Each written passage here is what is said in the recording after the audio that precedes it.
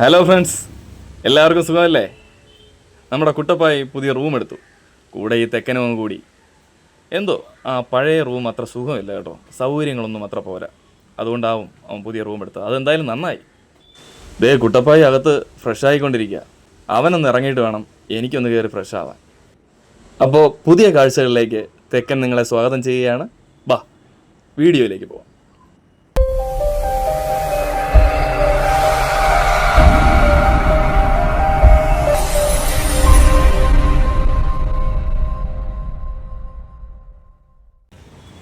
ആ കുളിച്ച് കുട്ടപ്പനായി നമ്മുടെ കുട്ടപ്പായി ചുരിദാറൊക്കെ ഇട്ട് വരുന്നുണ്ട് കേട്ടോ. എവിടേക്കായാലും കുട്ടപ്പൻ്റെ കൂടെ ഈ തെക്കൻ പോയാലല്ലേ നിങ്ങൾക്ക് കാഴ്ചകൾ കാണാൻ പറ്റുള്ളൂ. അതുകൊണ്ട് വേറെ റിക്ഷയിൽ ഞാനും ഇവനെ പിന്തുടരാം. കുട്ടപ്പായുടെ റിക്ഷക്കാരനേക്കാളും കുറച്ചുകൂടെ ആരോഗ്യമുള്ളൊരുത്തനായിരുന്നു എനിക്ക് കിട്ടിയത്. കാശി വിശ്വനാഥനെ കാണാനുള്ള പോക്കാണ്. ബാ നമുക്കും പോവാം. അങ്ങനെ അവൻ്റെ കൂടെ പോകാൻ നിന്നപ്പോഴാണ് പെട്ടെന്നൊരു കാഴ്ച ഞാൻ കണ്ടത്. ദേശാടന സിനിമ കണ്ടതിന് ശേഷം ഈ വേഷത്തിലുള്ള കുഞ്ഞുങ്ങളെ കാണുന്നത് ഇപ്പോഴാണ്. ഉപനയനത്തിനോ മറ്റുള്ള പോക്കാണ് കേട്ടോ. എന്തായാലും വല്ലാത്തൊരു അനുഭവമായിപ്പോയി അത്. ഇന്നലത്തെ അതേ അവസ്ഥ. തിരക്കായി കഴിഞ്ഞാൽ പിന്നെ കുട്ടപ്പായിയെ കാണൂല. പിന്നെ ഒരു കാര്യമുണ്ട്, അവൻ്റെ ഡ്രസ്സ് നിങ്ങളും കണ്ടതല്ലേ. ആ ചുരിദാറിട്ട് അവൻ മാത്രമേ ഉള്ളെന്ന് തോന്നുന്നു. എങ്ങനെയായാലും കണ്ടുപിടിക്കാം, പിറകേ പോവാം. അങ്ങനെ തെക്കൻ കാശി വിശ്വനാഥ ധാമിന് മുന്നിലെത്തി. ഈ കാശി വിശ്വനാഥ ധാം എന്ന് പറഞ്ഞാൽ എന്താണെന്ന് അറിയാമോ? കാശി വിശ്വനാഥ ക്ഷേത്രത്തെ കേന്ദ്രമാക്കി വികസിപ്പിച്ചെടുത്ത വലിയൊരു തീർത്ഥാടന സമുച്ചയമാണിത്. ഭാരതത്തിൻ്റെ നാനാഭാഗത്തു നിന്നുള്ള ആൾക്കാരെ നമുക്കിവിടെ ഒരുമിച്ച് കാണാൻ കഴിയും. പക്ഷേ കുട്ടപ്പനെ മാത്രം ഇവിടെ ഒന്നും കാണാൻ പറ്റുന്നില്ല. ദൈവമേ, ഞാൻ പെട്ട. നിങ്ങൾ ആരെങ്കിലും കുട്ടപ്പായിയെ കണ്ടോ? എന്നാൽ ഞാൻ കണ്ടു. നിങ്ങളൊന്ന് ശ്രദ്ധിച്ച് നോക്കിയേ, ഒരു മിന്നായം പോലെ വരുന്നുണ്ട്. ഇപ്പോഴാണ് സമാധാനമായത്. ഇല്ലെങ്കിൽ തിരിച്ചു ചെന്നിട്ട് ആ ചെറുക്കൻ്റെ അടുത്ത് ഞാൻ എന്ത് പറയുമെന്നാണ്. യവനെ ശ്രദ്ധിച്ചോളാൻ വേണ്ടിയിട്ടാണ് എന്നെയും കൂടി വിട്ടത് അവൻ്റെ കൂടെ. ഇനി അവസാനം എന്നെ കളഞ്ഞു പോകാതിരുന്നാൽ മതി. പിന്നെ ഒരു സങ്കടമുണ്ട് കേട്ടോ, അത് നിങ്ങളുടെ അടുത്ത് പറയാം. ക്ഷേത്രത്തിനകത്തെ കാഴ്ചകൾ നിങ്ങളെ കാണിക്കാൻ പറ്റത്തില്ല, കാരണം അങ്ങോട്ട് വീഡിയോ ഒന്നും സമ്മതിക്കത്തില്ല അവർ. എന്തായാലും ഞാനും കൂടെ ഒന്ന് പോയി തൊഴുതിട്ട് വരാം. അസീകെട്ട് പോലെ തന്നെയാണ് കേട്ടോ ഇവിടെ വഴിയോര കച്ചവടം. ഇവിടെയും ധാരാളമുണ്ട്. പിന്നെ ക്ഷേത്രത്തിൻ്റെ പരിസരത്തിനും അങ്ങ് അകത്തോട്ടൊന്നും നമുക്ക് പോയി കാണാൻ പറ്റാത്തതുകൊണ്ട് നിങ്ങൾക്ക് കുറച്ചുള്ളതുപോലെ തോന്നുകയാണ്. പക്ഷേ നിറച്ചുണ്ട് കേട്ടോ, നല്ല രസമാണ്. ഈ കാഴ്ചകൾ കണ്ടു കിടന്നാൽ തന്നെ ഒരുപാട് സമയം അങ്ങ് പോകും. ഇപ്പോഴാണ് ഒരു കാര്യം ഓർത്തത്. 48 മണിക്കൂർ താണ്ടിയാണ് നമ്മളിവിടെ എത്തിയത്, അതും ട്രെയിനിൽ. പണ്ട് കാശിയിലേക്കെന്ന് പറഞ്ഞ് യാത്ര തിരിക്കുന്ന നമ്മുടെ പൂർവികർ എല്ലാവരും ഇവിടെ എത്തിച്ചേർന്നിട്ടുണ്ടാവുമോ? അതോ വഴിയിലെങ്ങാനും?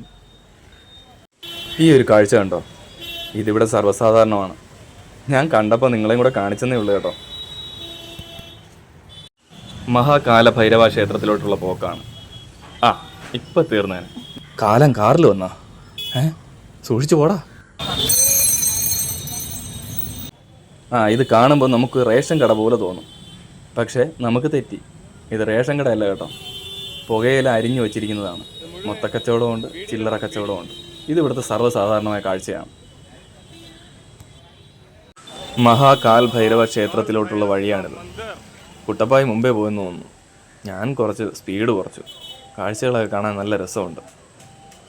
ഇവിടെ കാൽ ഭൈരവനാണ് ആദ്യമായിട്ടുണ്ടായതെന്നും കാശി വിശ്വനാഥൻ പിന്നീട് വന്ന വരുത്തനാണെന്നും ഒരു പറച്ചിലുണ്ട്.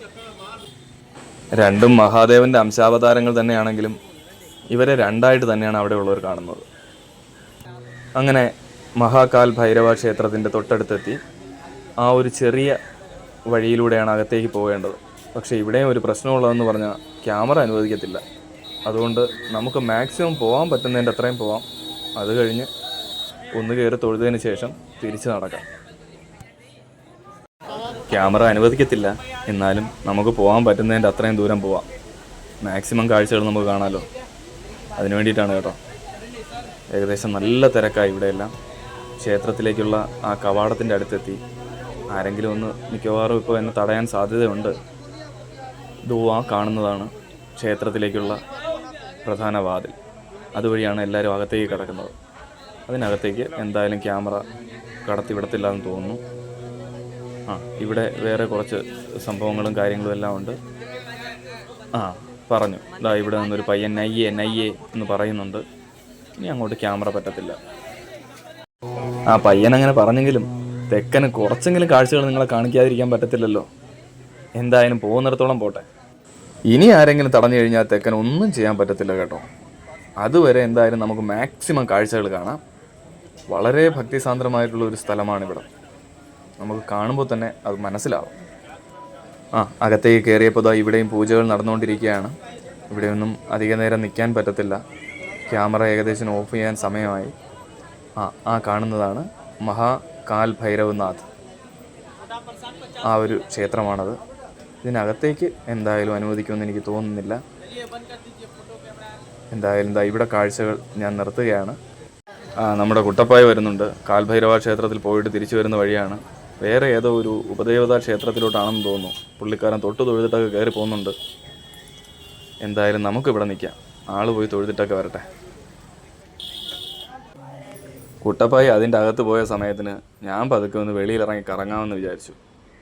അപ്പോഴാണ് ഒരാൾ പറഞ്ഞത് ഇവിടെ അടുത്തൊരു നല്ലൊരു ഷോറൂമുണ്ട്. അതിന് മോദി മാർക്കറ്റ് എന്നോ മറ്റോ ആണ് പേര്.